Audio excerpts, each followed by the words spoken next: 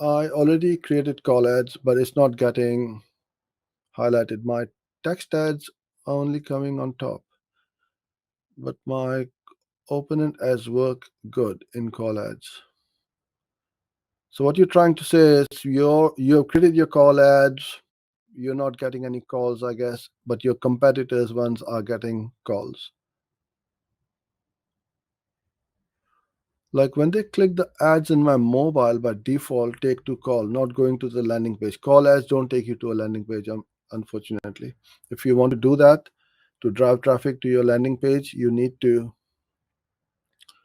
um, set up either a responsive search ad or an expanded text ad, and then use your call extension.